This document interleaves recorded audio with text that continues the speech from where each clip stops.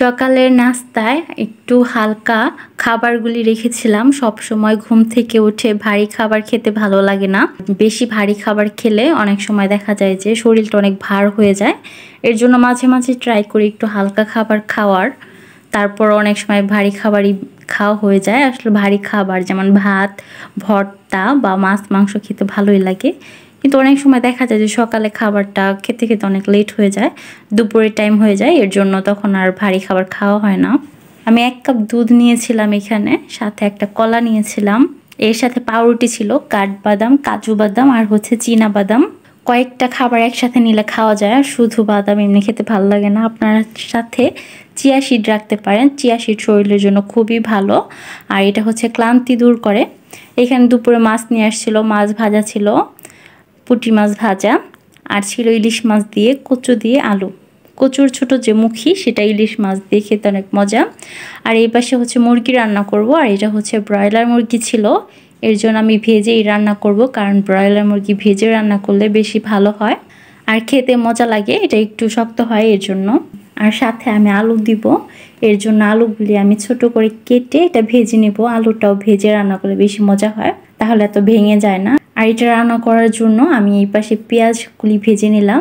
পেঁয়াজটা ভেজে নিলে বেশি ভালো হয়, আর আমার কাছে এমনিতেই ভালো লাগে। তরকারির মধ্যে বেশি পেঁয়াজ থাকলে ভালো লাগে না, এর জন্য আমি ভেজে একটু বেরেস্তা করে নিলাম। বেরেস্তা করে অল্প পরিমাণে লবণ, হলুদের গুঁড়া, মরিচের গুঁড়া, আদা বাটা, রসুন বাটা আর সাথে এলাচ, দারচিনি সব ধরনের মশলাই দিয়ে দিব। দিয়ে একটু ভেজে তারপর পানি দিয়ে কষিয়ে নিব। আর এইভাবে যত কষানো হবে ততই তরকারিটা অনেক বেশি মজা হয়, এর জন্য তরকারিটা আমি আগে বেশি করে কষিয়ে নেব। আলু দেওয়ার পর বেশি লেট করব না, কারণ আলুটা আমি ভেজে নিয়েছিলাম, আর বেশিক্ষণ রান্না করলে আলুটা ভেঙে যাবে। এর জন্য আমি কয়েক মিনিট আলুটা একটু কষিয়ে তারপরে মাংসটা দিয়ে দিব।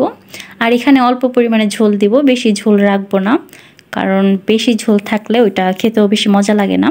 আর এইভাবে রান্না করলে অনেক বেশি মজা হয়। আবার অনেকে হচ্ছে তাড়াহুড়ার জন্য না ভেজে রান্না করে, আর ভেজে রান্না করলে তেলের পরিমাণটা একটু বেশি লাগে, তবে খেতে অনেক মজা। আর সন্ধ্যার পর এখানে দেখলাম যে দুধ গরম করা হয়েছিল, আর এটা তো অনেক মোটা লেয়ারের সর ছিল, এর জন্য এটা আমি নিয়ে নিলাম। আমি হচ্ছে প্রথমে নিয়ে নিই, নয়তো হচ্ছে সরটা পরে পাওয়া যায় না।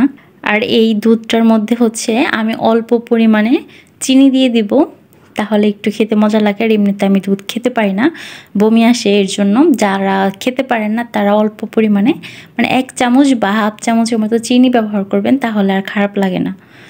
আর এখানে সন্ধ্যা নাস্তা ছিল, সেটা খেয়ে নিলাম। রাতে হচ্ছে খিচুড়ি ছিল, এটা হচ্ছে ভুনা খিচুড়ি, বেশি শুকনাও না আবার বেশি নরমও না, এরকম টাইপের ছিল। সাথে পটল ভাজা, আর এখানে ছিল মুরগির মাংস, এটা হচ্ছে সোনালী মুরগি ছিল। আর এটা দিয়ে হচ্ছে রাতের খাবার খেয়েছিলাম। আর এখন হচ্ছে বৃষ্টির দিন, হুটহাট করে বৃষ্টি নামে, আর তখন বিরিয়ানি বা খিচুড়ি খেতে ভালোই লাগে। আর খিচুড়িটা আমার অনেক পছন্দ। কার কার খিচুড়িটা পছন্দ অবশ্যই কমেন্টসে জানাবেন। ভিডিওটি যারা আমার ফেসবুক পেজ থেকে দেখছেন তারা আমার পেজটি ফলো করে দিবেন, আর যারা আমার ইউটিউব চ্যানেল থেকে দেখছেন তারা আমার ইউটিউব চ্যানেলটি সাবস্ক্রাইব করে দিবেন। ধন্যবাদ ভিডিওটি দেখার জন্য।